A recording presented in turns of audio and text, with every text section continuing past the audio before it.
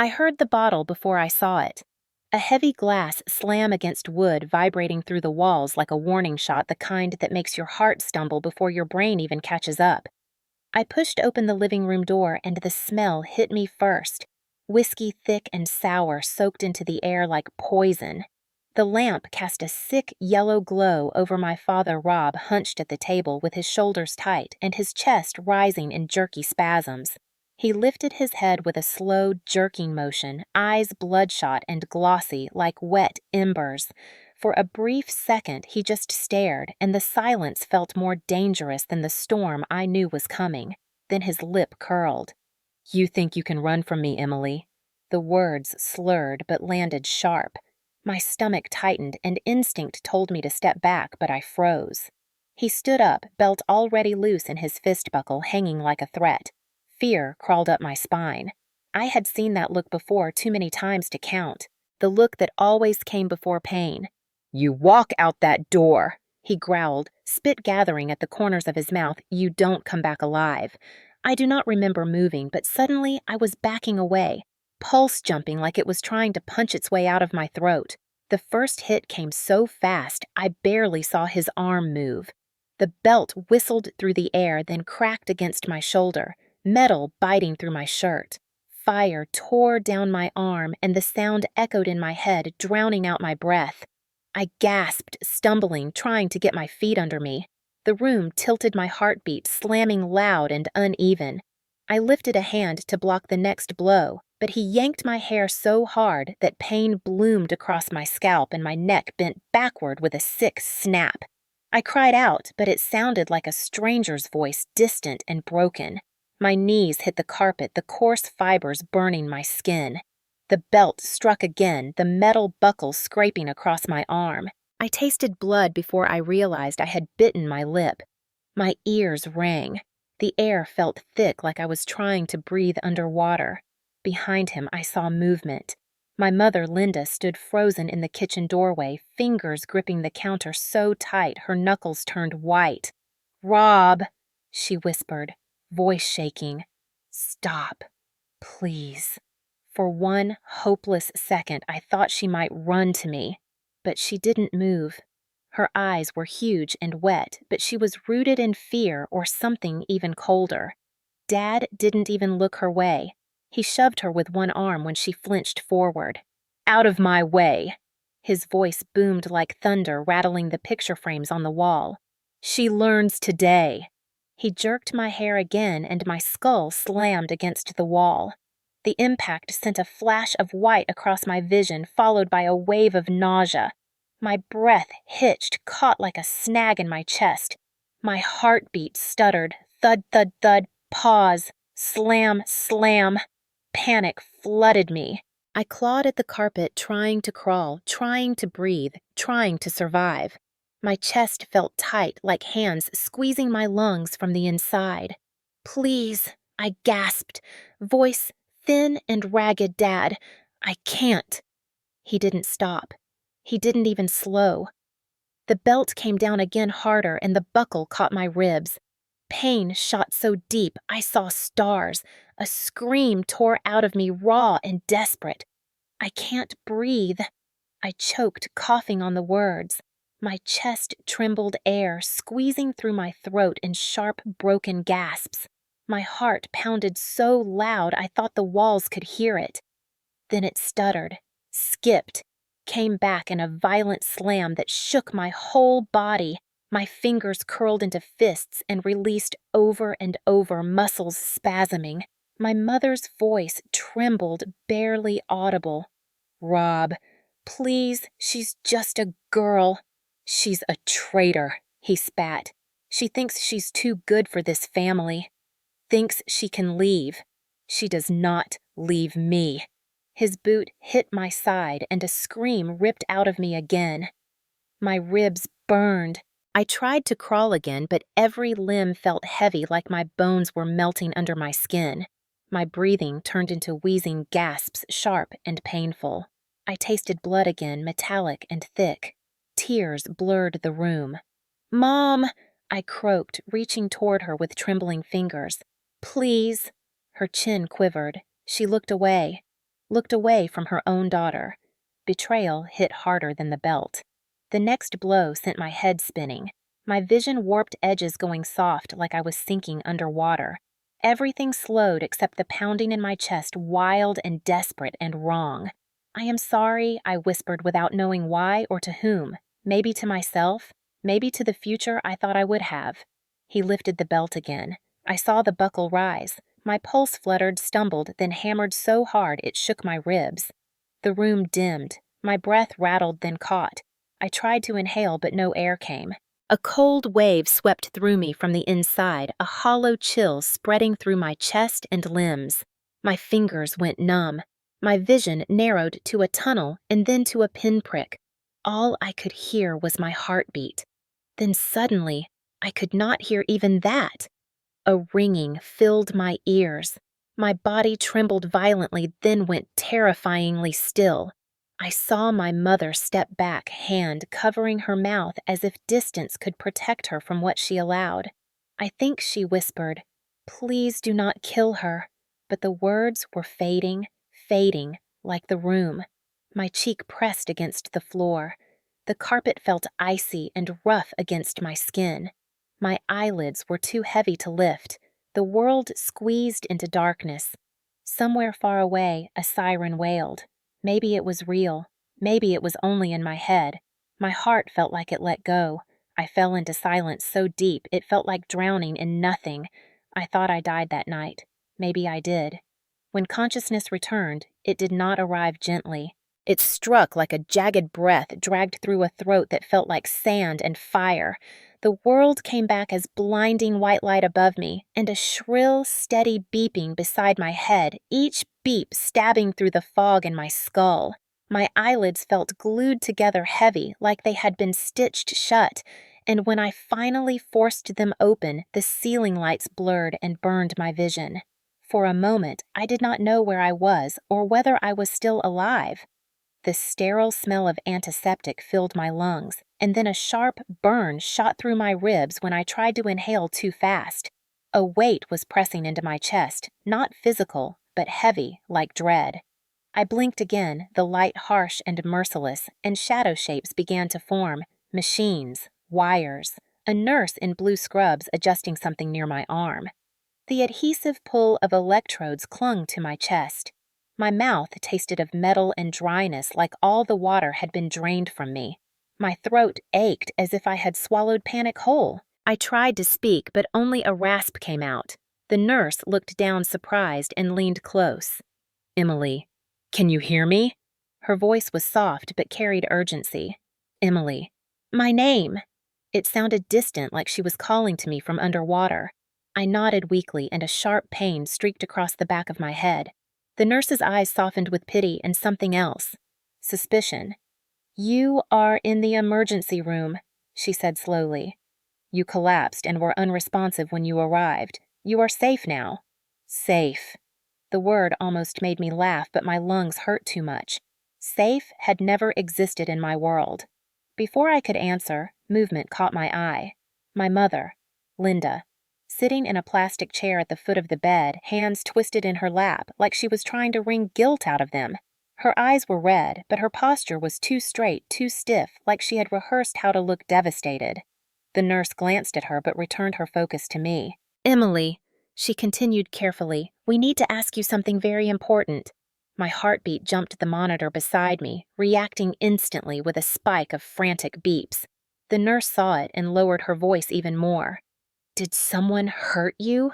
The question sliced through me. My lungs froze. My skin prickled. Every bruise on my body seemed to pulse at once. I opened my mouth, but before a sound came out, my mother's fingers closed around my wrist like a clamp under the blanket. Hard. Her nails dug in just enough to send pain through my skin. A warning. A command. Her voice arrived too quickly and too calm. She fainted from stress, she said, answering for me. "She has been emotional lately." The nurse's brow knit. "Ma'am, I need her to answer." My mother smiled brittle and thin. "Of course." Her grip tightened. "Speak and you ruin us. Speak and he will punish us worse. Speak and you destroy this family." My lungs felt tight again, like invisible hands were squeezing the air out. The nurse leaned a little closer, eyes never leaving mine. "Emily," she said quietly, "you can tell us if something happened. You are safe here." Safe. That word again. It bounced around in my skull, colliding with fear. My lips trembled. I felt the pressure from my mother's hand increase, subtle but fierce, a silent threat disguised as maternal concern. Her eyes were wide and desperate and terrified, but it was not for me. It was for him, for the life she clung to like a sinking raft. I swallowed. My throat scraped like broken glass. My voice cracked. The nurse waited. The machines beeped steadily like they were counting down the moment of truth. My mother's fingers dug deeper. I stared at the ceiling at the too bright light that made everything harsh and honest. And I lied. "I just fainted," I whispered. My mother's breath released and her hand slipped away, slowly, trembling with relief. The nurse froze. A disappointment flickered in her eyes, but she nodded as if she had seen this too many times before. "Are you sure?" she whispered. I nodded. Tears stung behind my eyes, hot and useless. She straightened at last. Jaw-tight voice clipped. "You are 18, she said, half to herself and half to the chart. "Legally an adult. We cannot hold you if you say you are fine." She did not believe me. I felt that truth settle in my bones like a weight. But she could not save me from a lie I chose under pressure. A doctor came in and reviewed the chart while barely looking at me. My mother answered questions before I could soft and polite the picture of a concerned parent rehearsed lines flowing smooth. She has been stressed, emotional, dramatic lately. Dramatic. The word cut, as if bleeding on the carpet and gasping for air was a performance, as if nearly dying was theater. The doctor nodded without seeing anything real and scribbled something. "Discharge." The nurse hovered by the door, hesitant, torn. As we left, she touched my hand lightly and whispered, "If you ever need help, come back. Just you." My mother pretended not to hear. She guided me out, arm around me in a pose of care that felt like a shackle disguised as love. The automatic doors slid open. The outside air hit my skin, cold and sharp, like reality snapping back. Mom leaned close, voice a low hiss that only I could hear. "We protect family. You do not ruin us. Family." I nearly laughed again, but the sound would have broken me. I walked out of that hospital alive, but I did not feel alive. I felt like a ghost someone dragged back to haunt my own life. I had been saved only to be returned to the cage. I did not always flinch when a door opened. I did not always map escape routes in every room I entered or hold my breath when footsteps creaked down the hallway. There was a time when my father was not a monster, but a man who laughed with sawdust in his hair and calluses on his palms, who smelled like pine and engine grease, who lifted me onto his shoulders and pointed out constellations on warm summer nights. Sometimes I wonder if those memories are real, or if my mind stitched together fragments of a dream just to survive what came after. Back then, he worked at a woodworking shop across town. He would come home tired but smiling sawdust clinging to his shirt like glitter from a world that created, rather than destroyed. He would scoop me up, spin me slowly so I giggled, kiss Mom on the cheek and put records on. Fleetwood Mac, Bruce Springsteen. Sometimes old country songs that made him hum under his breath. I did not know that happiness had an expiration date. I did not know life could turn so fast. The day everything changed, he came home not with sawdust, but with anger pressing down on his shoulders like the world was punishing him alone. I was 10. I remember the slam of the front door sharp like a gunshot. Mom's face tightened. She wiped her hands on her apron, straightened her hair, tried to smile, tried to meet the storm before it hit. He did not look at us. He walked straight to the fridge, grabbed a beer, twisted it open with too much force, foam spilling onto the floor. The silence was thick. My mother's eyes followed him, worried, searching. He finally spoke, voice rough like gravel sliding under steel. "Lost my job. Just like that. No comfort. No plan. No staying late to talk it through." From that moment forward, something in him shifted. The music stopped. The laughter stopped. The beer multiplied. The belt eventually came off the loops, not for work, but for punishment. At first, he just yelled. He cursed the world, his boss, the economy, God, anything and everything except the rage curling inside him like a poisonous vine. I remember the first time his hand struck my face. I was 12. I had knocked over a glass of orange juice by accident. The glass clattered juice, spreading in a bright puddle across the table. He stood up so fast his chair scraped the floor. His face went red, eyes wild, as if the juice was a personal betrayal. Before I could apologize, the slap came across my cheek, sharp and shocking, my ears ringing. I stumbled, hand flying to my face, heat radiating across my skin. The room swayed for a second. Mom rushed forward, kneeling in front of me like she was shielding me from him, but she did not tell him to stop. She only whispered to me, voice trembling, "We survive. We do not fight him."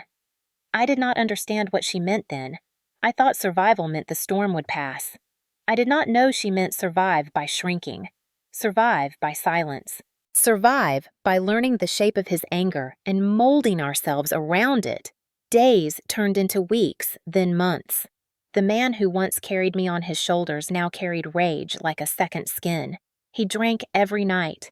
The couch became his throne, the bottle his crown. Music never played again. Instead, there was the clink of glass, the hum of the refrigerator, the low, mumbling curses, the sudden roaring anger when a door was too loud, or dinner was late, or I breathed wrong. I started counting footsteps, memorizing the rhythm of each step so I knew if he was calm or boiling. I watched my mother fold into herself, soft voice, shrinking, her smile fading, until it looked like a memory more than an expression. The belt was not always used. Sometimes it was a fist. Sometimes words sharper than knives. Sometimes hours of silence so suffocating it felt louder than screaming. I once asked him softly, hopeful, foolish, "Dad, can we play music again?" He stared at me, eyes empty, then turned away and drank. That was the last time I asked for anything. Every bruise began with a small moment just like that. A question, a spilled drink, a door closed too fast. Violence crept into our home, the way winter creeps into autumn, slowly at first, then all at once. The neighbors must have heard. The walls were thin, the shouts loud, the crashes impossible to ignore. But no one came. In our small town, people minded their business. People assumed families kept secrets the way houses kept heat. And I learned. I learned not to cry loudly. I learned to hold my breath to make myself smaller. I learned that monsters do not always come from nightmares. Sometimes they come from the person who used to tuck you in and whisper "Goodnight, pumpkin."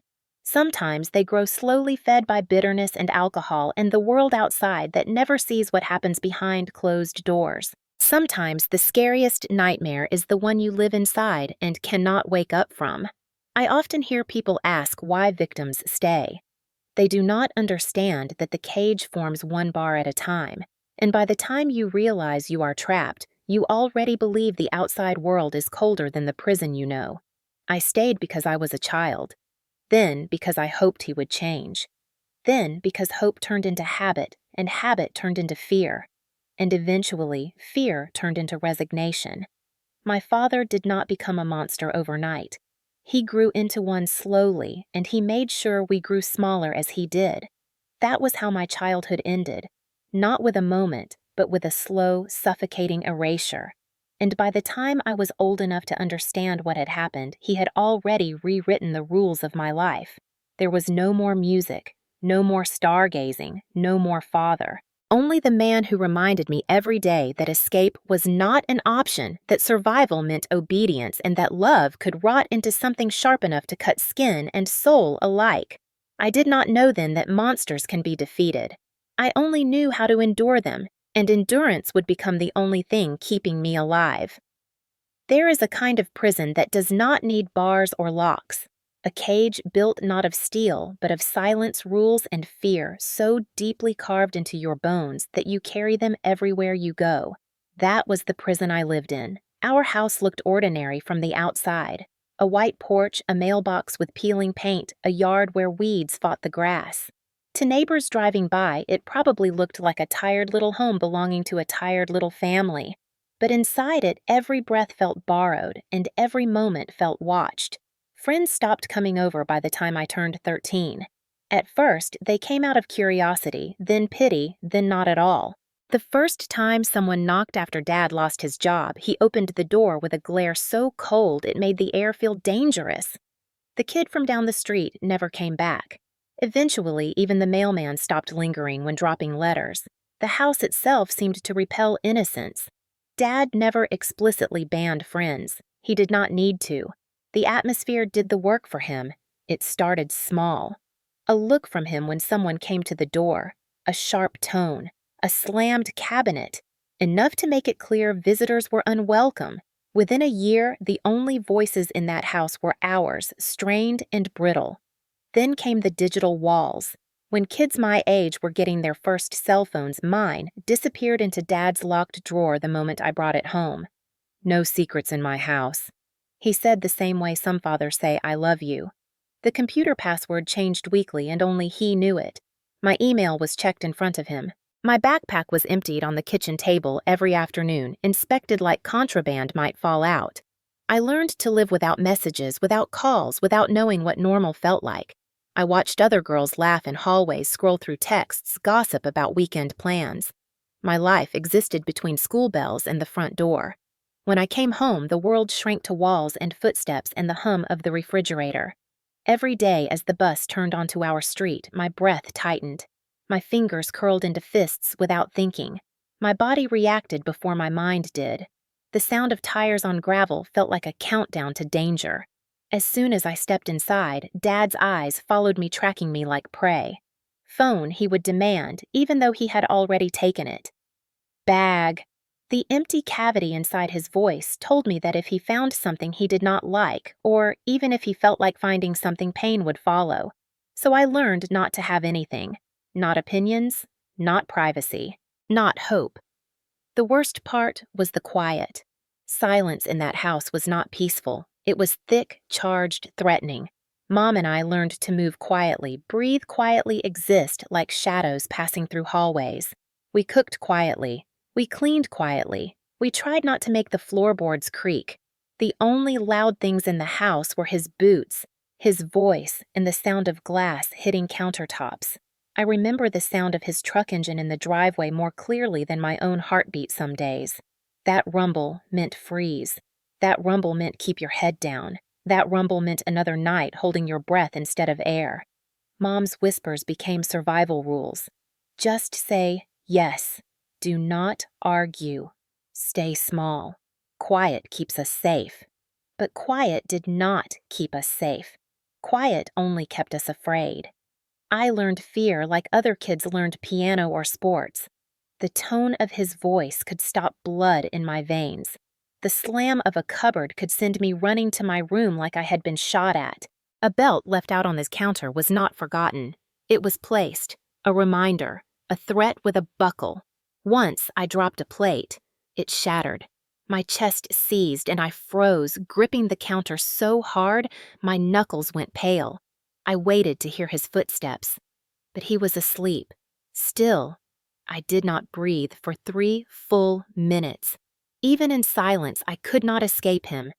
I started dreaming of normal things as if they were fairy tales, eating dinner without checking his mood first, laughing in my own home, sleeping without listening for footsteps.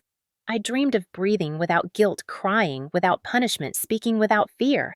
Instead, I lived in whispers and glances and quiet apologies. I watched other families hug their kids at the supermarket, fathers lifting toddlers into shopping carts, moms brushing hair out of their daughters' eyes.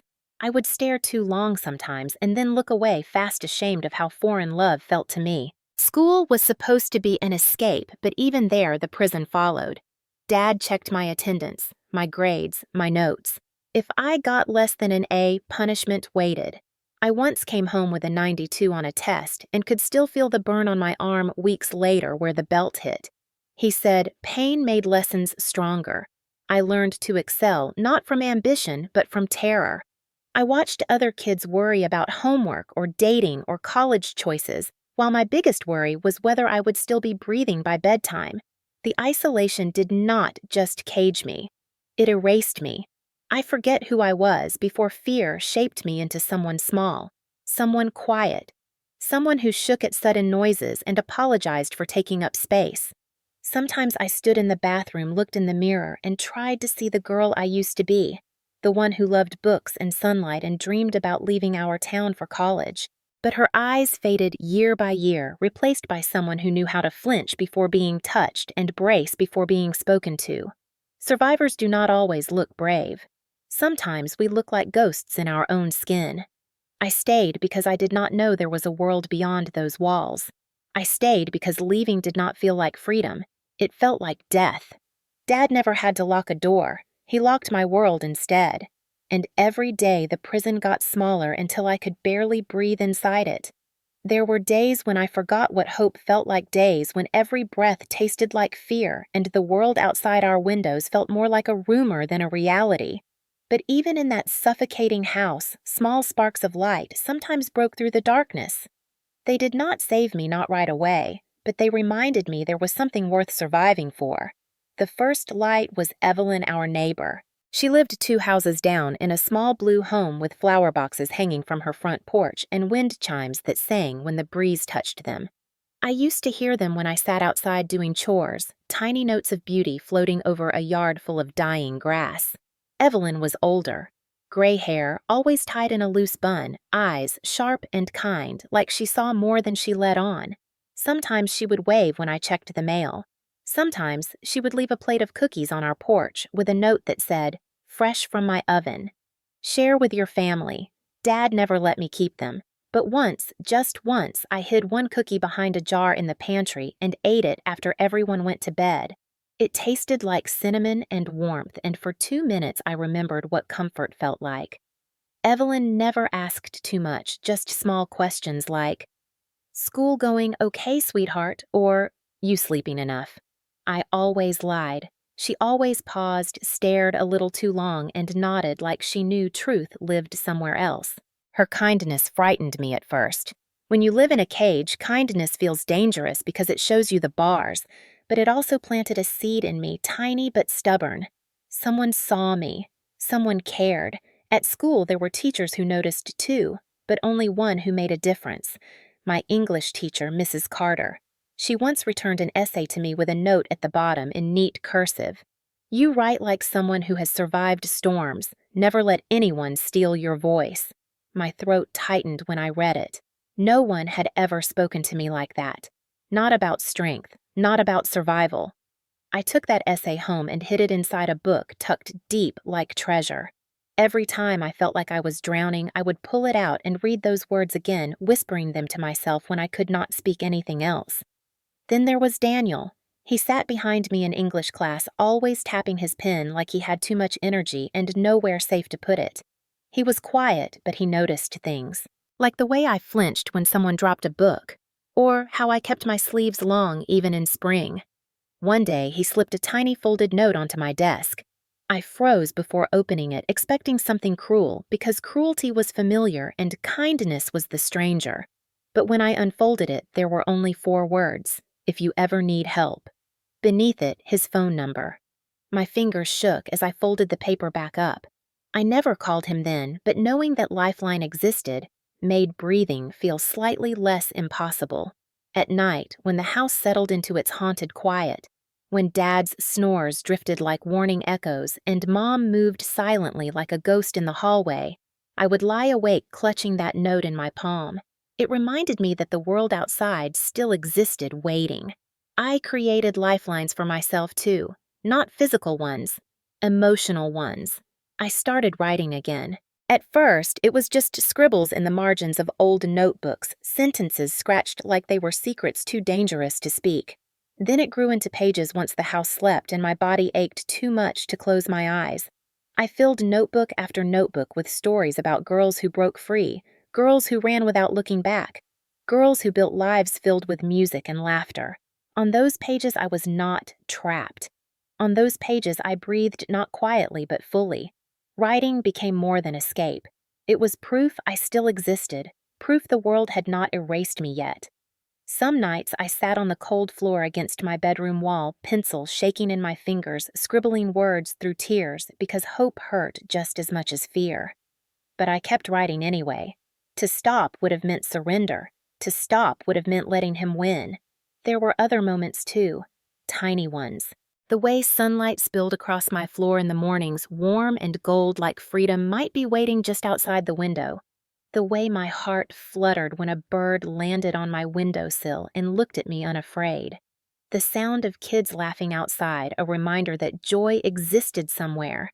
Even the cheap perfume my mother wore when she tried to hide that she had been crying, a faint floral scent that told me she once tried to be beautiful before fear carved her down. These lifelines were fragile, thin as threads, but they held me together when everything else tried to break me. They reminded me that I was not born to suffer, that the world had color, that somewhere beyond my walls people chose each other with love, not fear. They reminded me life could be more than flinching and apologizing and praying for quiet footsteps. They reminded me I had not broken completely, that somewhere inside me, beneath the bruises and the fear and the silence, there was still a girl who wanted to live, a girl who believed she deserved to. I did not escape in those moments, not yet. But I learned something important. Cages do not last forever, not when there are cracks in the walls. And every cookie, every note, every sentence I wrote in secret was a crack. Someday, I promised myself those cracks would become an open door. And when that day came, I would not walk through it. I would run. Fear does not always announce itself with screaming or violence or broken glass. Sometimes it arrives quietly like a whisper brushing the back of your neck, like a breeze carrying the smell of storm before clouds appear. That was how the escalation began, not with a blow, with a shift, a tightening, a change so small no one else would have seen it, but I did because survival had trained me to notice even the smallest tremor in his mood, the slightest flicker in his eyes. It started the day he found the college brochure. I had taken it home from school, careful to slide it between pages of my notebook like something sacred, like something fragile. It was from a university 3 states away, a place I could imagine sunlight instead of shadows, laughter instead of trembling breaths, a life where I could study English, where my words might matter beyond these walls. A future. Hope in paper form. But hope is dangerous in a house ruled by a man who hates anything he cannot control. I was sitting at the kitchen table pretending to do homework, stomach growling quietly because I had skipped dinner to avoid the tension in the room, when I heard him open my backpack behind me. I froze. Every muscle in my body pulled tight like wire. I did not turn. I did not breathe. Then his voice low and deadly. "What is this?" The brochure slid onto the table in front of me. The glossy surface gleamed under the kitchen light, mocking me with its promise of escape. My pulse jumped hard enough to shake my ribs. I swallowed. "It is just a school pamphlet." I said the words quietly, like a child asking for forgiveness. His lip curled and he picked it up between 2 fingers like it was something filthy. "You planning to run off?" His voice cracked with rage that had not yet exploded, but was building like waves rising before the break. I shook my head, but my voice failed. He slammed the pamphlet down, and the sound echoed through the room like a gunshot. My mother flinched in the corner where she was washing dishes, soap suds clinging to her trembling hands. He stalked toward me, breathing hard, chest rising like a beast cornered. "You do not make decisions. I do." His fingers closed around the brochure, and he ripped it straight down the middle. Paper tore like muscle being pulled apart, and I felt something inside me tear with it, something tender and hopeful and desperate. He ripped it again, and again. Pieces fluttered to the table like wounded birds, useless now. My throat tightened until it hurt to pull air in. He grabbed the scraps in one fist and walked to the stove, turned on the burner. Flame flared blue and sharp. He dropped the pieces one by one, and they curled in blackened smoke, rising slow and bitter. The smell of burning ink and glue filled the kitchen thick and suffocating, and I felt tears rise unbidden. I blinked hard, trying to hold them back, but one escaped, sliding hot and humiliating down my cheek. He saw it. Of course he did. His eyes went darker victory, and anger twisted together like barbed wire. "Look at you. crying over paper. He stepped closer, breath reeking of beer, voice low and poisonous. You are nothing without my roof. You are nothing without my rules. You think you are special. You are not. You are mine to control. Each word hit harder than a fist. I felt myself shrink, spine, curling shoulders, collapsing inward. Not because I believed him, but because fear takes power away, piece by piece. My mother whispered from the sink voice tiny Emily did not mean anything by it. But she stopped when he turned his head slow and menacing like a wolf regarding a wounded animal. Silence fell so heavy the faucet drip sounded deafening. I lowered my eyes because it was safer to disappear than to be seen. He walked away eventually, but the air stayed thick and poisonous, and my heart stayed lodged somewhere near my throat, beating wrong. That night, I lay in bed staring at the ceiling, counting breaths, willing myself not to cry again. Every inhale felt like it scraped the inside of my chest. My ribs ached like ghosts of old bruises had come back to life. My hands shook when I tried to hold my blanket. I could hear him in the living room, the clink of bottle glass, the low hum of television static. When he was awake, the house felt like a minefield. When he drank, it felt like a war zone. I squeezed my pillow to my chest and tried to breathe quietly enough that he would not hear me through the walls. Tried to steady my pulse, but it stuttered and jumped like it was as scared as I was. Mom knocked softly, once her shadow visible in the crack beneath the door, but she did not come in. She never came in. Comfort was something she wished she could give, but could not risk offering. The walls felt like they were closing in, pressing against my lungs, squeezing the life out of me inch by inch.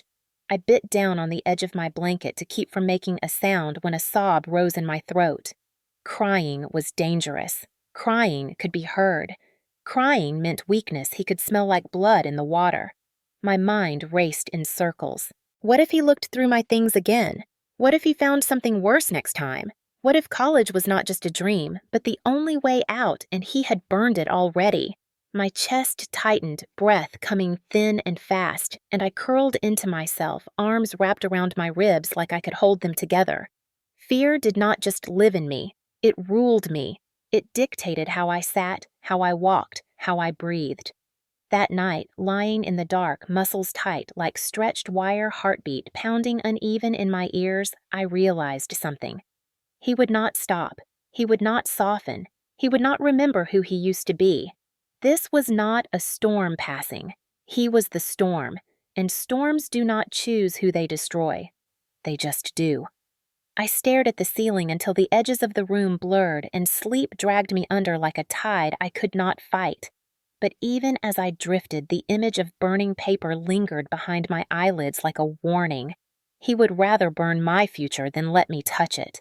And that was when fear stopped being temporary. It became constant, a pulse, a shadow, a presence breathing down my neck. The realization that if I wanted a life beyond those walls, I would have to fight for it one breath, one heartbeat, one day at a time. And that fight was only just beginning. The night after he burned the brochure, something inside me shifted not loudly, not dramatically, but quietly, like a thread snapping deep inside fabric where no one sees the break at first. I lay awake staring at the ceiling, heart thudding slow and tired from hours of fear, ribs aching when I breathed too deeply, and for the first time, instead of wishing to disappear, I wished to fight. Not openly, not recklessly. I knew better than that. Open defiance was suicide in his kingdom, but quietly, secretly in the places he never bothered to look because he believed he had already erased me.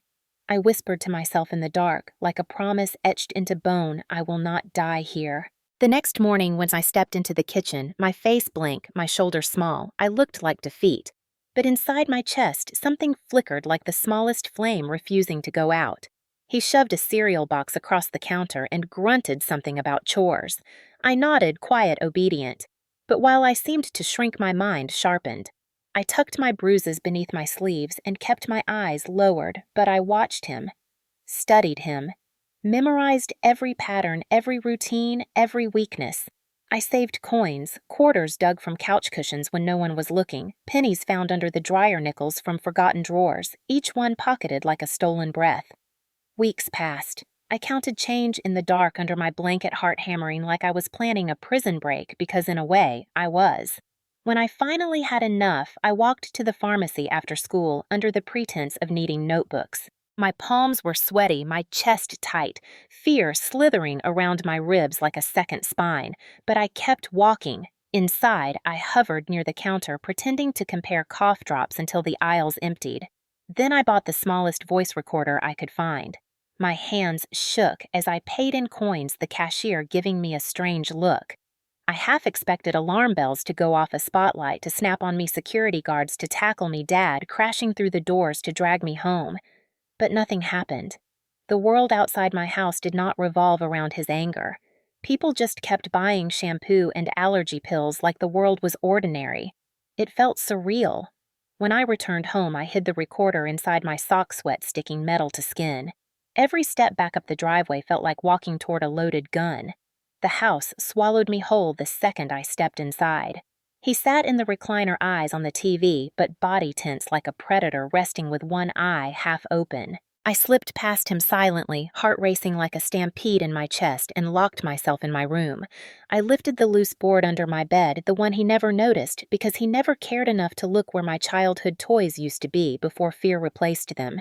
I placed the recorder inside my hands, trembling so badly I almost dropped it. My breath shook when I exhaled. That night, when he started yelling about bills or the government, or the noise the washing machine made, I pressed record from my pocket as I walked past him, eyes low, throat tight. I whispered into it in the bathroom, barely audible. Tuesday, 10:14 p.m. Argument, threats, fear. It felt dangerous. It felt powerful. It felt like lighting a match in a dark cave full of gasoline. I hid memory cards in hollowed-out book spines and taped another under the drawer liner of my dresser nails, digging into wood to make space. I scratched a tiny mark on the underside of my bed frame each time I stored something new, not for record-keeping, but as proof to myself that I existed, that I was fighting back even if no one could see it. One evening, as I took out the trash, my legs aching, my cheeks still tender from the slap the day before I saw Evelyn in her yard. She was watering her flowers, hands steady, face soft. When she saw me, her expression changed, concern knitting into her forehead. "You look pale, sweetheart," she said gently, voice low so it would not carry. "You eating enough?" My throat tightened. Words stuck like glue behind my teeth. I nodded, but tears pricked my eyes. She stepped closer to the fence. "If you ever need anything, anything at all, you knock. 3 times. Understand? 3 knocks." My breath shuddered out. I nodded again. She slipped a tiny note into my hand as if passing contraband. I waited until I reached my room before opening it. A phone number and a short message. "You are not alone?" I closed my eyes and let myself breathe for 3 whole seconds, shoulders shaking. That night, I wrote in my notebook pages, lit only by the sliver of moonlight leaking through my curtains. Not stories this time, plans, observations, times he drank, words he used, dates. I wrote like I was stitching my sanity together thread by thread, but resistance came with fear too. He began watching me more closely, sensing something had shifted though he could not name it. Sometimes I caught him staring at me with suspicion sharp enough to slice skin. My pulse would spike, breath hitching, but I kept my face blank. I washed dishes. I folded laundry. I answered, "Yes, sir," and "No, sir," and kept secrets behind my quiet. The night he searched my backpack again, my legs almost gave out, but he found nothing.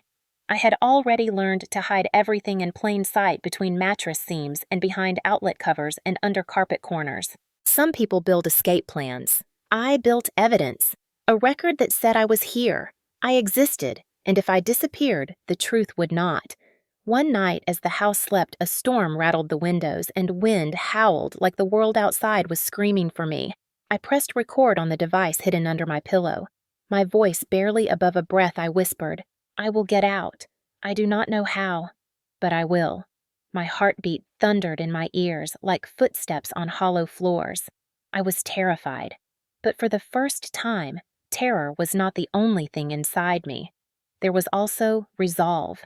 quiet, stubborn, growing stronger each night I survived. He believed silence kept me weak. He did not know silence was where I sharpened myself. He thought he controlled my world. He did not see the cracks forming, cracks big enough one day for me to claw my way through and breathe without shaking. I was frightened.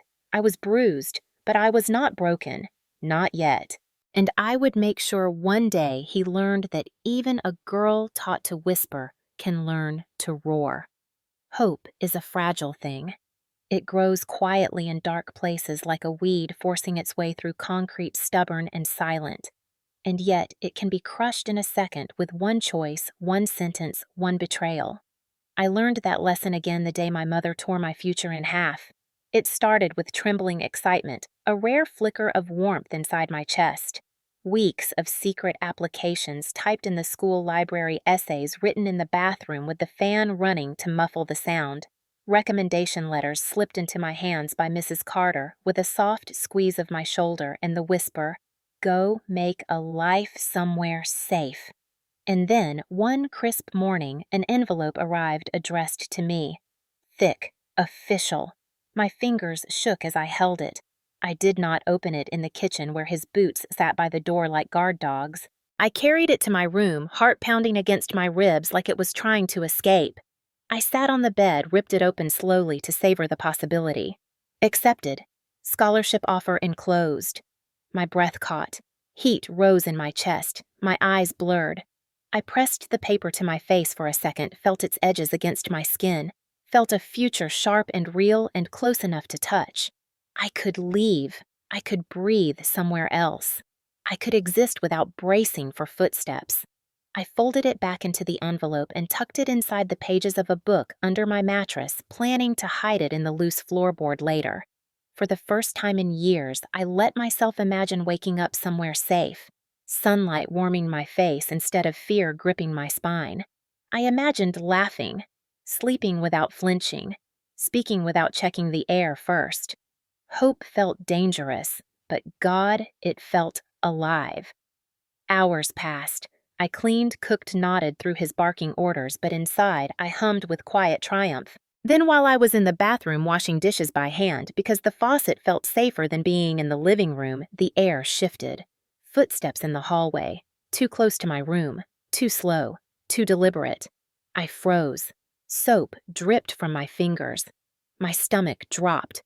Then a sound like paper sliding. Silence. Then my mother's voice, soft, breaking apart.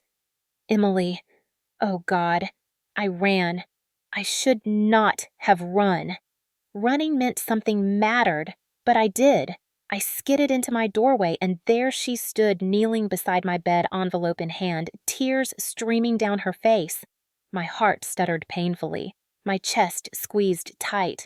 "Mom, no, please." Her hands shook so hard the letter fluttered. Her lips trembled like she was fighting two wars inside herself.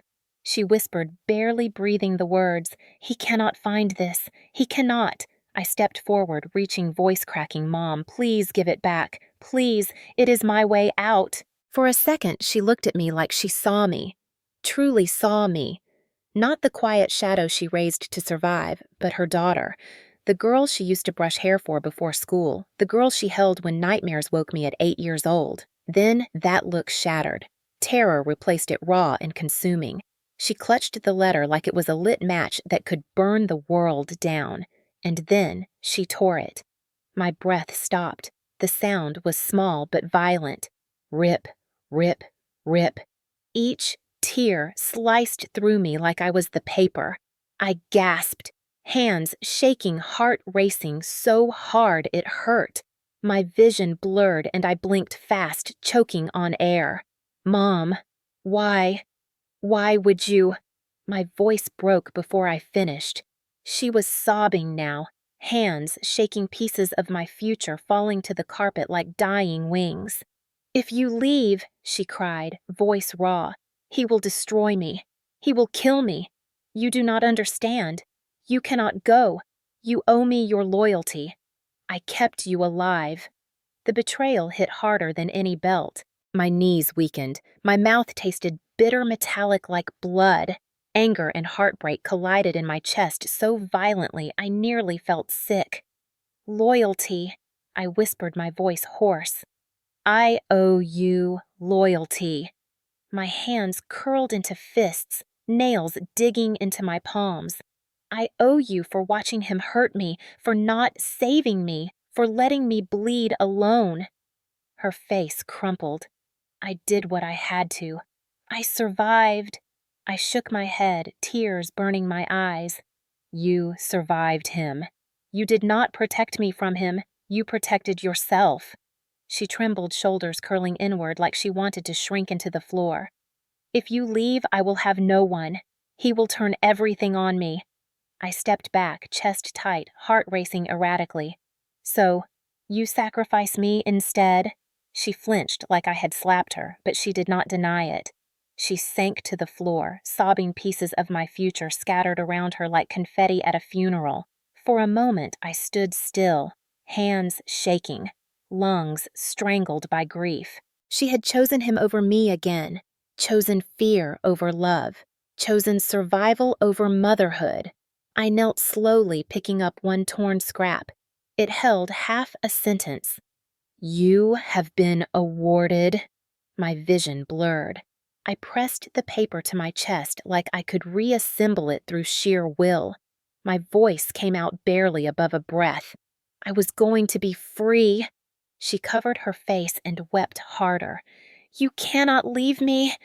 And I realized then that love in our house was not love. It was debt, obligation, chains disguised as care.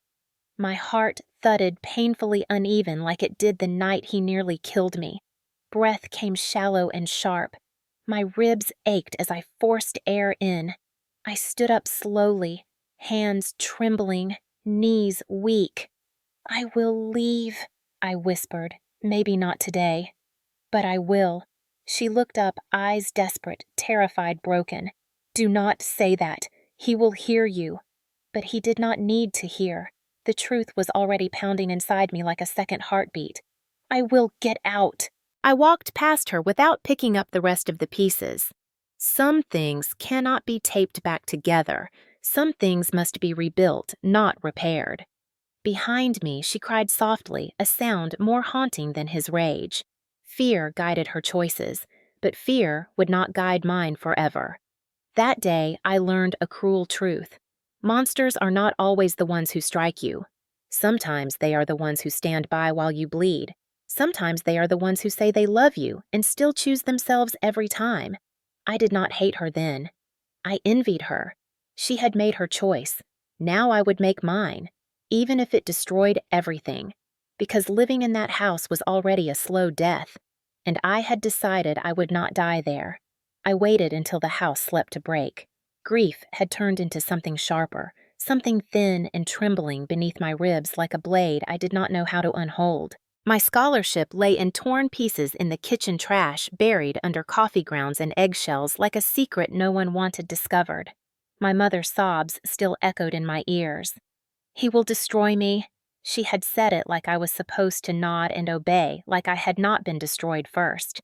That night, I sat on the edge of my bed, barely breathing, staring at the wall as if it held instructions on how to escape your own life.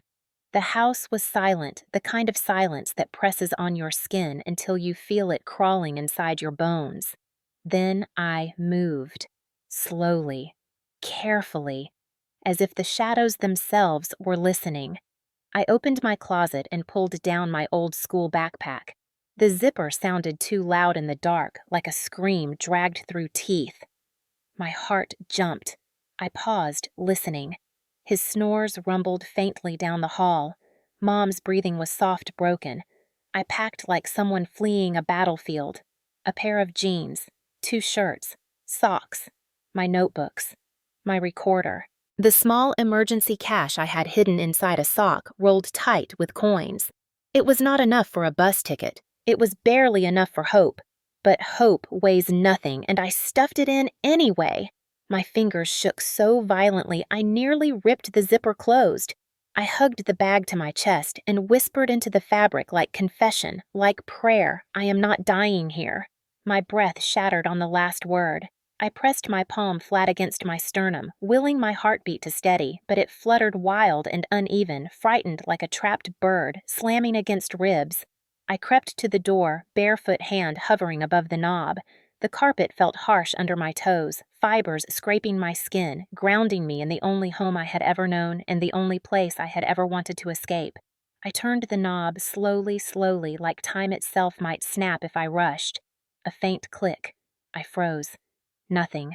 The hallway stretched out in front of me like a throat swallowing light. Every creak in the floor felt like a landmine. I walked on my toes, breath-thin spine coiled tight. I could see the front door. It was so close. Freedom in a rectangle of wood and cheap chain lock. And then her voice slipped through the dark. Soft. Tired. Devastated. Emily. I stopped moving. My throat closed.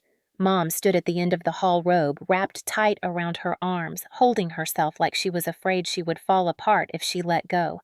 Her eyes were red swollen. She had been crying even after I left her on the kitchen floor. "Put the bag down," she whispered. There was no anger in her voice.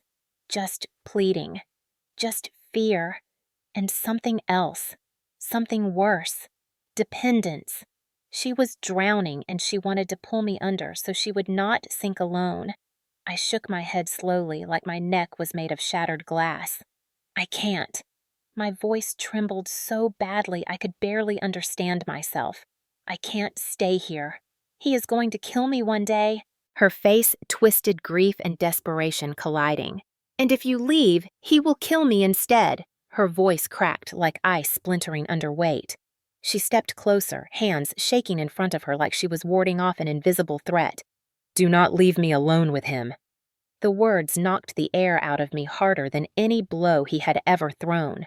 Not because they were cruel, but because they were true. She was not choosing him over me this time. She was choosing survival again. Survival that leaned on my suffering. My bag felt suddenly heavy straps digging into my fingers. My chest tightened, breath-hitching tears burning hot behind my eyes. For a second, I saw two futures. In one, I ran. I lived. In the other, I put the backpack down and stayed in the cage made of blood, fear, and duty. She took a step toward me, voice breaking. "I have taken every hit for you when I could. I have kept him calm when you made him angry. I have saved you more times than you know."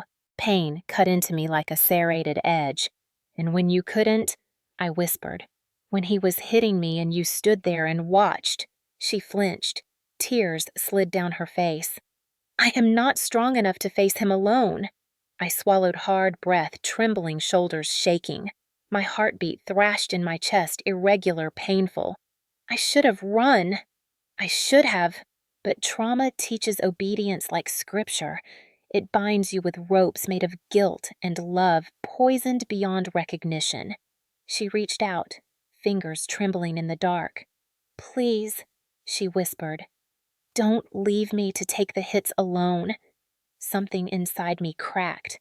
Not loudly, quietly. A splintering you feel more than hear. I lowered the bag. My fingers loosened. The straps slid from my hands and fell to the floor with a soft thud that sounded like defeat. My knees nearly buckled. My mother let out a sob like relief and collapse combined. She stepped forward and wrapped her arms around me, clinging, choking on her breath. I stood stiff arms at my sides, shaking. I felt like I had sunk to the bottom of a lake and chosen not to swim. "Good girl," she whispered into my hair, voice trembling with exhaustion and sorrow. "We just survive him, together." But her embrace did not comfort. It suffocated.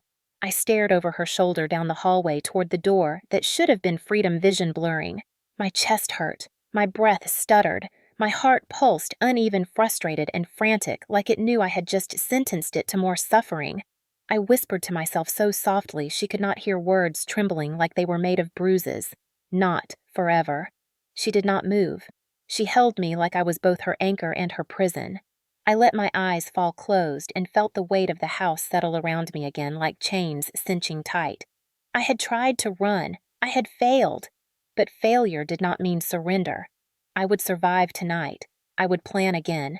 I would try again. Because the only thing more terrifying than staying was the thought that I might someday stop trying to leave.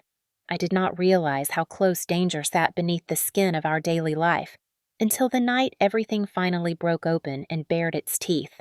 The house was quiet in that deceptive way right before a bomb goes off. The air was thick, heavy, like it knew something terrible was coming. I moved slowly, folding laundry in the living room like a ghost performing chores to justify its presence. My ribs still ached from the last time I had breathed wrong in front of him. My hands trembled as I folded one of his shirt's rough fabric, scraping my fingertips. I kept my head down, posture small. He sat at the kitchen table behind me, beer sweating in his grip eyes, following my every move like a predator studying a weak animal. My spine prickled. I could feel his suspicion like fingers closing around my throat. I knew he sensed something had shifted. I had tried to hide it, the tiny spark still alive under all the bruises and obedience. But monsters smell hope the way wolves smell blood. And hope clings even when you try to bury it. Then it happened. The smallest noise, the softest click. My secret recorder, tucked deep under a stack of newspapers on the side table, shifted when I nudged the table leg by accident. A quiet, mechanical tick echoed in the silence. His head snapped up. My blood turned to ice. He stood slowly, like a storm rising to its full height, chair scraping the tile. What was that? His voice was low, too calm. My breath caught. In nothing. My heart pounded so loud I swore he could hear it. He walked toward the table steps, heavy, each one landing like a countdown to pain. He lifted the papers. I froze. Please, God, please no, do not find it, do not find it. But his hand brushed the device. His fingers closed around it. He lifted it up between us, the recorder dangling from his fist like the rope of my execution.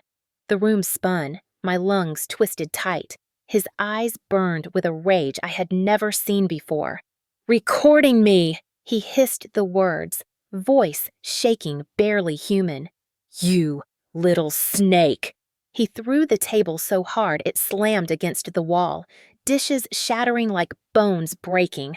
I stumbled back, air punching out of my chest. Before I could run, he grabbed my hair and yanked me down my knees, slamming the wood floor, pain exploding through my joints.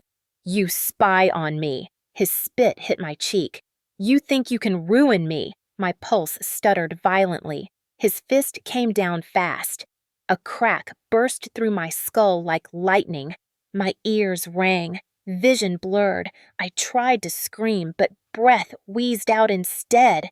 He dragged me by my hair across the floor, my scalp tearing carpet, burning my skin. I clawed at the ground at his hand, desperate for air, desperate for anything but this. "Rob, stop, stop!" My mother's voice broke from the doorway. She stood frozen, one hand on the wall, shaking like she was holding herself upright while drowning. He shoved her without even looking. She hit the doorframe hard and sank to her knees. He hauled me up by my shirt and slammed me into the wall. My head snapped back. Light exploded, my legs buckled.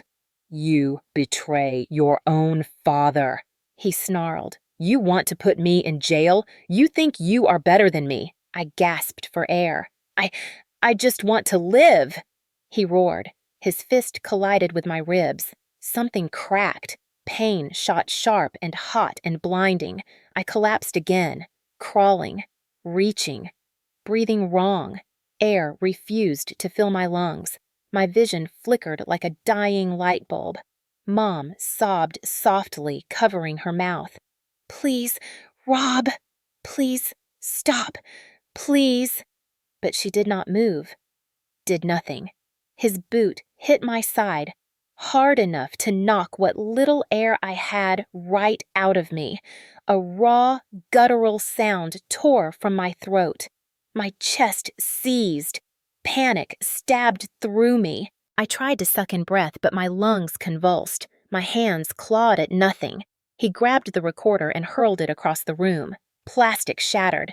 My last piece of protection destroyed. "There is no escape," he growled. "Not for you. Not ever." I crawled fingers, trembling nails, scraping wood. I could see the door, freedom inches away. I could hear distant laughter from a TV in a neighbor's house outside. Life existed outside this hell. It was right there. My vision pulsed. My heart hammered, irregular, terrified, wild, like an animal trapped in a cage inside my chest. I was almost to the door when feet stepped in front of me. Not his. My mother's. She stood there blocking the exit, tears tracking down her face, shaking like she might collapse. "Please," she whispered, voice shredded, "don't leave. Please don't make it worse." Her body shook, but she didn't move. She didn't save me. She didn't help me. She stood between me and the only chance I had, betraying me again, choosing him again. My voice cracked like old wood breaking. "You chose him," she whispered back, broken. "I have to survive too." Rage and grief crashed into me, violent and consuming. My chest seized so hard I could barely think. My heartbeat exploded into chaos. Too fast, too uneven. My ribs screamed, my vision tunneled. I heard a sound outside, a soft tap, then another, then a third. 3 knocks. Evelyn. She must have heard him screaming, heard me choking, heard something. She would call. She would help. Please, God, let her help. My father grabbed me by the back of my neck and slammed me to the floor. Darkness burst in stars across my vision. My lungs spasmed. My heart skipped again, then thundered like it was tearing itself apart. I could taste blood. The floor felt cold beneath my cheek, grounding and suffocating all at once. Through the window, flashing lights blurred red and blue, swimming in my fading sight. Police. They were coming. He shouted, voice muffled and distant like he was underwater. My mother sobbed harder. I couldn't feel my fingers. My heartbeat was a broken drum. Fast. Stopped. Fast again. Wrong, wrong, wrong. My tongue felt heavy. The air thick. I gasped. Nothing came. My vision narrowed to a pinhole, then to black edges swallowing the room. My body convulsed once violently, then loosened limbs going limp. In the fading haze, I heard a woman's voice outside, yelling something urgent and terrified. Evelyn. Help was here. Maybe too late. My heart stuttered. Then silence. I felt myself falling into the same void as before, slipping through the world like water through cupped hands. No breath, no sound. Only darkness and the faint thought whispering through my collapsing mind. This time, I might not come back. And as my world dropped away, I realized something sharp and merciless. No one saved me. I saved myself long before they ever knocked. And yet now everything was going dark. My heartbeat faded like a dying echo. My last thought before blackness swallowed me was simple, aching, stubborn, I am not done.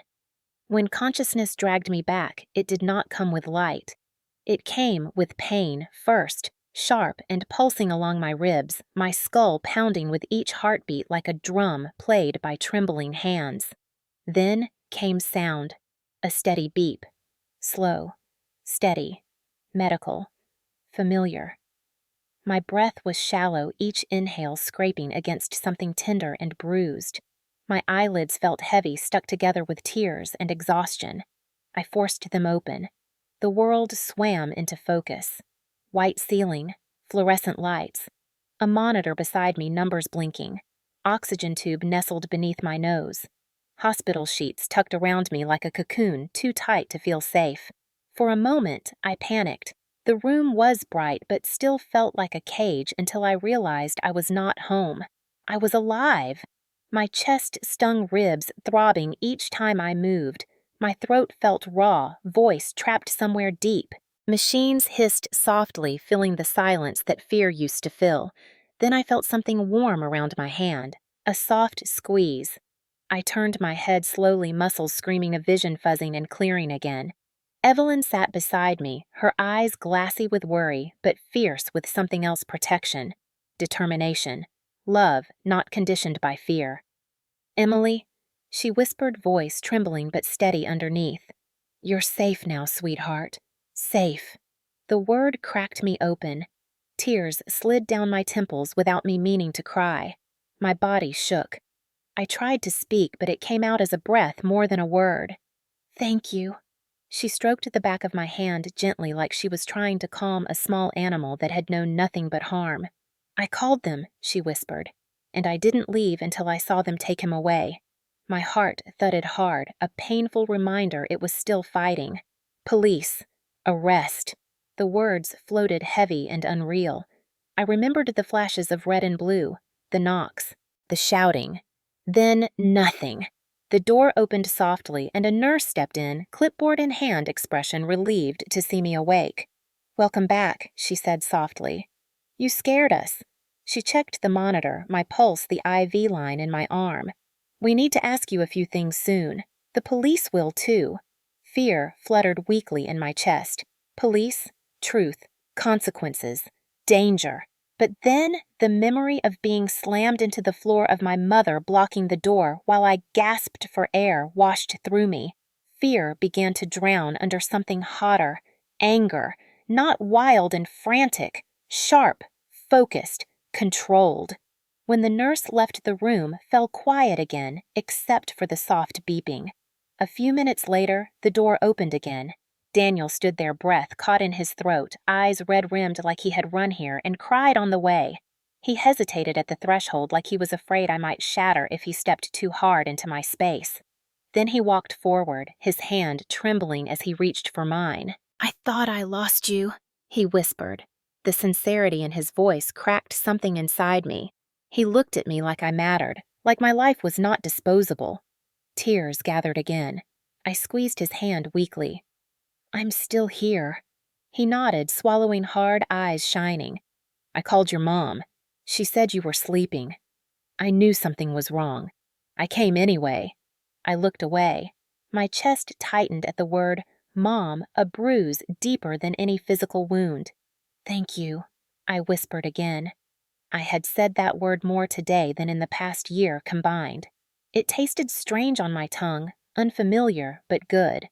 He sat beside Evelyn quietly, like they had formed a silent alliance to hold me up when I could not stand alone. Time blurred. Doctors came. Nurses checked vitals. Then the door opened again and 2 officers stepped in. My pulse jumped. My fingers curled around the sheet. Evelyn squeezed my shoulder. "We only need to confirm a few things," one officer said gently. "We know a lot already." I nodded, throat tight. "He attacked me." My voice was small but solid. They exchanged a glance. "We have footage," one said. "Your neighbor captured some on her phone. And we retrieved recordings you hid under the floorboard after paramedics arrived."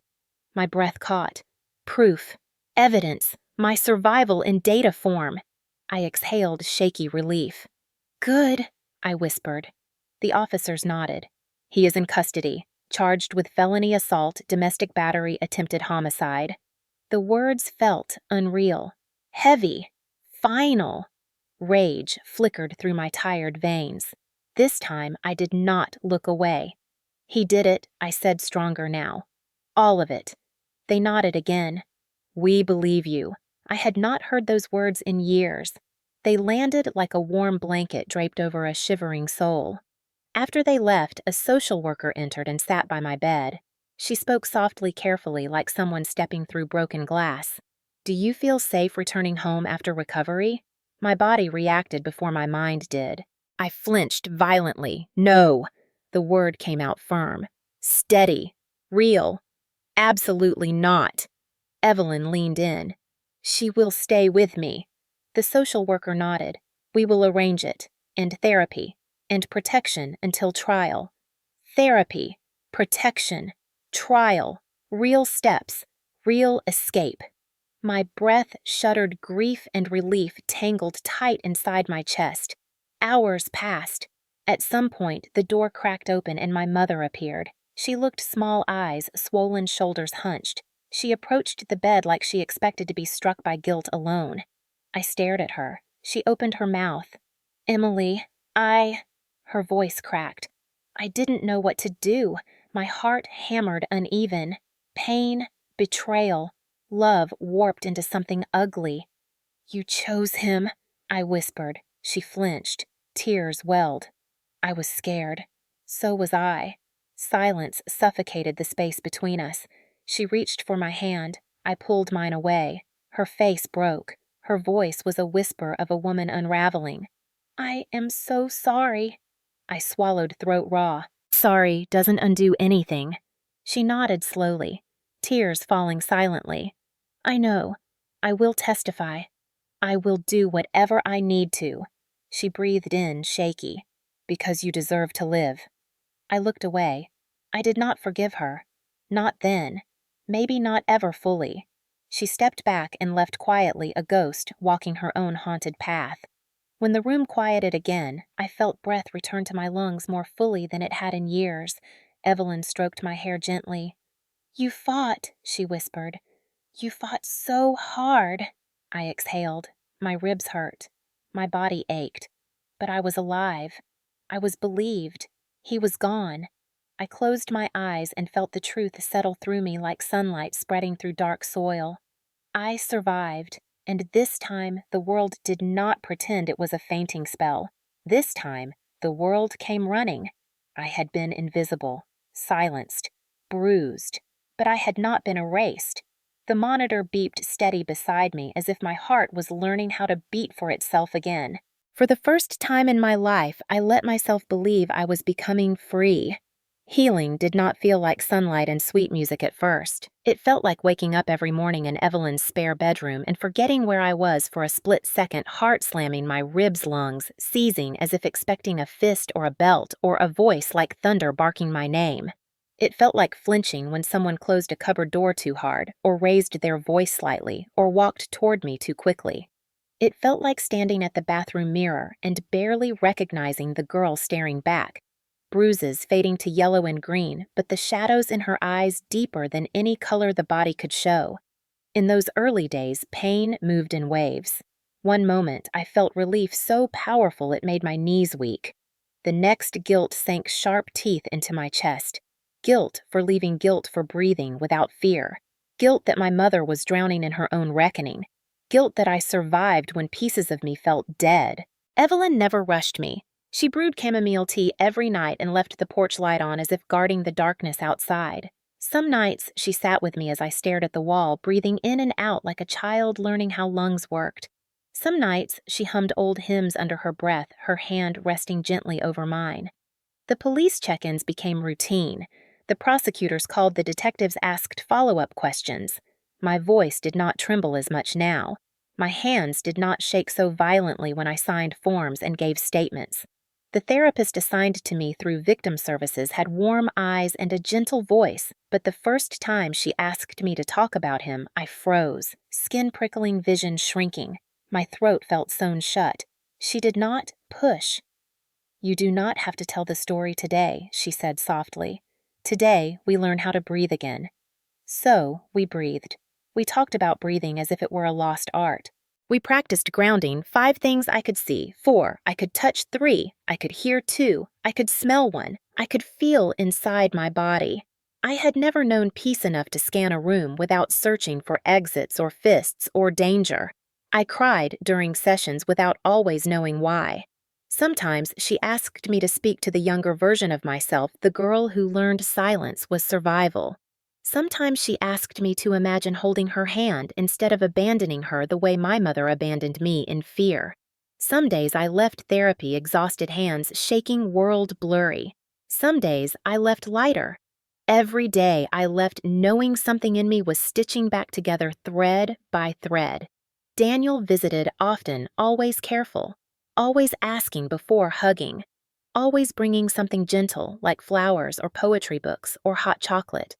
We sat on Evelyn's porch, knees brushing in quiet moments, soft warmth where life had once only been cold. He did not rush me either. He never made me talk about what happened unless I chose to. Sometimes we talked about college applications or books or the future. Sometimes we sat in silence, his presence the safest noise in the world. He read aloud, sometimes his voice steady, and the words slid into the spaces trauma had hollowed out, filling them with something fragile but real. I started writing again. Not fictional escape worlds, but truth, raw truth. I wrote about fear and betrayal and bruises hidden under sweaters in hot summer months. I wrote about survival as a stubborn act, not a graceful one. I started a small anonymous blog posts typed with shaky fingers at first. I expected silence. Instead, messages trickled in. I lived this too. Thank you for saying what I couldn't. You made me feel less alone. Their words steadied me like a hand at the center of my back. For the first time, my voice did not disappear into walls or fists. It reached someone, and someone reached back. My mother called sometimes. At first, I let the calls ring. Then one day I answered. Her voice was quiet, raw, scraped thin from crying or regret or years of silence finally choking her. "I'm in counseling," she whispered. Court ordered. "But I want to do it. I need to." I listened. My heart ached in old and new ways. "I am trying, Emily," she said. I froze for so long I forgot what moving felt like. I want to learn. I did not forgive her then, but I did not hang up either. Healing is not always choosing love. Sometimes it is choosing not to hate forever. Weeks turned into months. The trial arrived. I stood in court in clothes Evelyn bought me, hands folded, spine shaking but standing straight. I testified with a voice steadier than I thought I possessed. They played his recorded rages over speakers, his voice echoing in the courtroom like a ghost stripped of power. He sneered at me from the defense table, but his hands were bound by law, now not rage. When the verdict came guilty on all counts, I felt the weight of a world lift and a different one settle lighter but still heavy with memory. After court, Daniel held my hand gently, forehead resting against mine. "You survived him," he whispered. "You survived all of it." I believed him.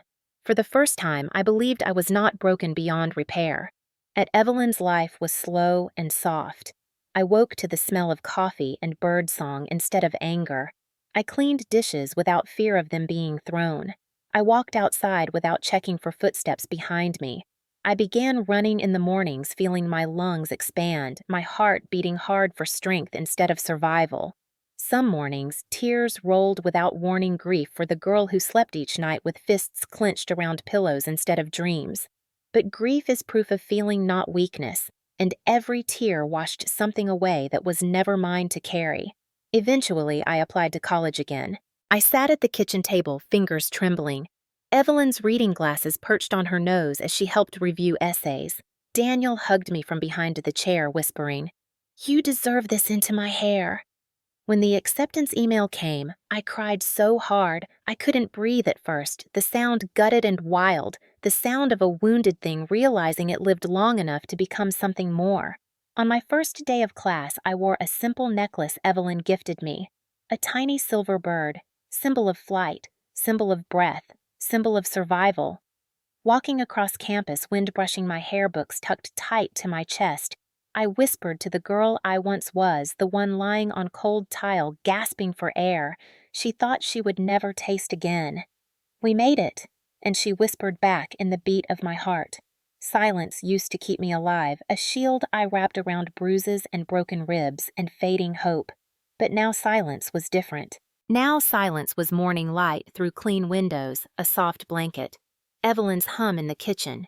Daniel holding a poem under oak trees, my breath steady in mine. Silence was peace. Silence was breath. Silence was the space where I finally learned to live, not survive. And in that quiet, I whispered one final truth only for myself. I am finally safe. Healing does not always look like sunlight through a window or a smiling ending wrapped in ribbon. Sometimes it looks like sitting in the quiet and letting your breath return to your body one little piece at a time. Sometimes it looks like waking up in a safe place but still checking the door twice because your memories have not yet learned that danger is gone.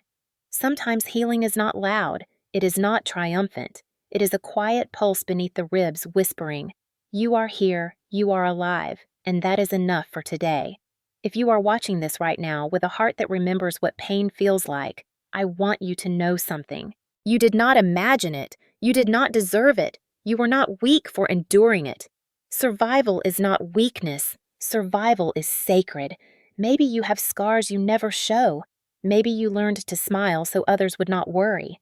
Maybe you spent years carrying someone else's storms in your chest. I see you. And even if your voice trembled when you finally spoke, or if you spoke in your own silent ways, you were brave. Some of us grew up thinking that love meant fear, that loyalty meant silence, that strength meant never breaking. But hearts are not made of stone. They are made of beating fragile things that learn to keep going even when the world tries to convince them they do not matter. And if you are here right now, breathing, watching, remembering you made it through every day you thought would break you, little victories count. Waking up counts. Trying again counts. Asking for help counts. Healing is not measured in perfection. It is measured in breath. When the world was loud and cruel, you sheltered yourself the best you could. And now, if it feels strange to be safe, to be seen, to be treated gently, that is okay. Hearts do not unbruised overnight. They soften slowly. They trust slowly. But they do heal. I hope tonight when you lay your head down, peace visits you, even if just for a moment. I hope your breath comes easier. I hope your heartbeat feels like yours again. And if you are still on the road, still learning, still hurting, I hope you give yourself permission to take one slow step at a time. Healing does not rush. Healing waits for you. You are allowed to rebuild your life at your own pace. You are allowed to rest. You are allowed to feel safe. And if no one has told you yet today, I am glad you are here. I am glad you survived. And you do not have to walk through your memories alone. If this story touched something inside you, if you have ever carried fear in your bones or hope in secret, you are welcome here. You can tell your story if you want to. You can simply sit with us in the quiet if that feels safer. Let me know in the comments where you are watching from, and if you have ever felt like your voice was too small, too soft, too scared. I promise you even a whisper can be powerful, and sometimes a whisper is enough to begin again. Breathe gently tonight. You are safe here.